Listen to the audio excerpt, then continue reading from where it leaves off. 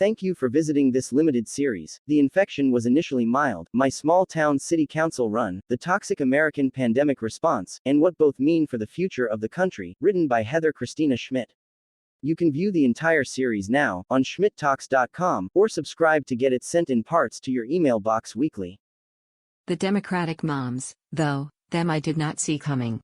Considering myself a very issue-based voter, organizer, and politician, if I even called myself the latter, there are a lot of things that I wasn't particularly in agreement on with the Democrats. Perhaps that was a part of the problem, but if I understand it more clearly now, it was my own identity and demeanor that was a problem to some of them. For some in particular, that I ran in the first place. I'm not an insider to them. For over a decade, I didn't go to local party events, I didn't attend the rallies or the fundraisers or the Democratic Labor Day picnics. I stopped being on the inside of all of those things years ago, so to resurface today was jarring, I can only assume, to many of them. Especially when so many were new. I probably didn't help myself with occasional gaffes stating the obvious. Comments like "it's so nice to see new faces" are not welcomed by people that considered themselves establishment figures in that particular community, whether it's rooted in reality, or not. I also didn't tone down speaking up about things I saw that I believed were wrong. When the Democratic Moms Facebook group decided to host an online candidate meet and greet for a man running for the Community College District School Board, and a mom running herself asked to be given the courtesy of the same opportunity, she was ignored. I spoke up. When they defended people going out and breaking their COVID quarantine, many of them including many elected officials that should have been setting an example, I spoke up.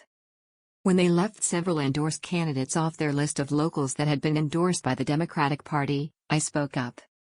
When my kids were followed around at the public park by supporters of my opponent, and filled cups from McDonald's were thrown at my front door, and one of the organizers of the group said we should all forgive my opponent for staying silent on this issue because he's a nice man, I spoke up. Later, I learned that the speaking up, and running for city council to begin with, was what I did wrong in that group.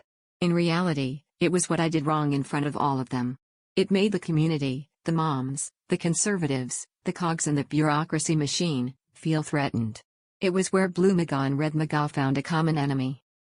Me. And then there was, my opponent the toad.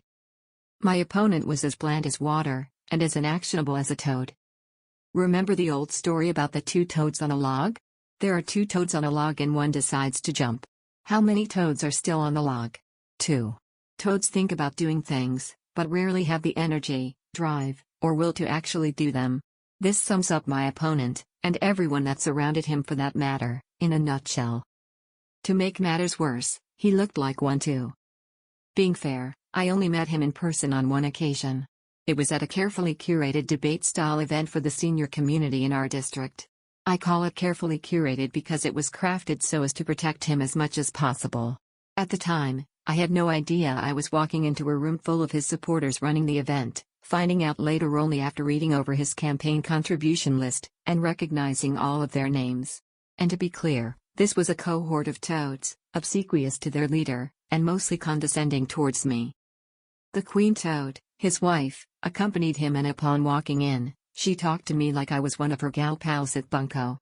"Oh, you'll get used to these events," was the first thing she belched at me, while clutching her handbag and evidencing for me that she clearly had not read my bio, nor had even the slightest inkling that I, a young woman in her late 30s, could have possibly been to any of these events before in her life. I've been to plenty. The moderator.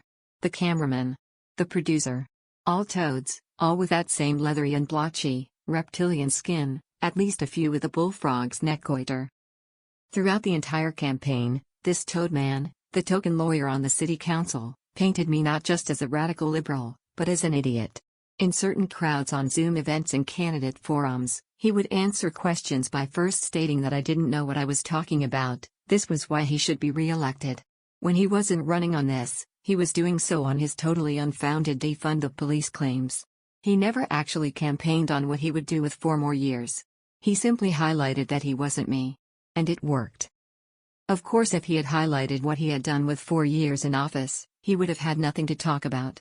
Besides contributing to hundreds of thousands of dollars in taxpayer waste by getting the city sued several times, this supposed lawyer didn't have much else to account for.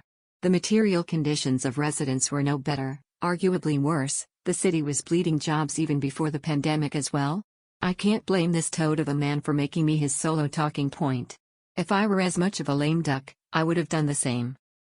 Of course, I always managed to overcome his incessant and condescending bullfrog noises, his gurgles and belches, that said less in substance than I even thought was possible of someone speaking words as fully formed sentences. After all his mansplaining and treating everyone like a village of idiots, I kept my cool, stated facts, and always ended events with more supporters than I came in with.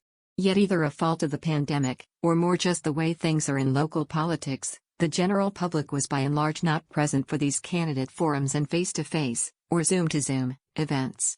There were 10, maybe 20, at each. Add all the candidates from the combined events, and you had an online total of maybe 40.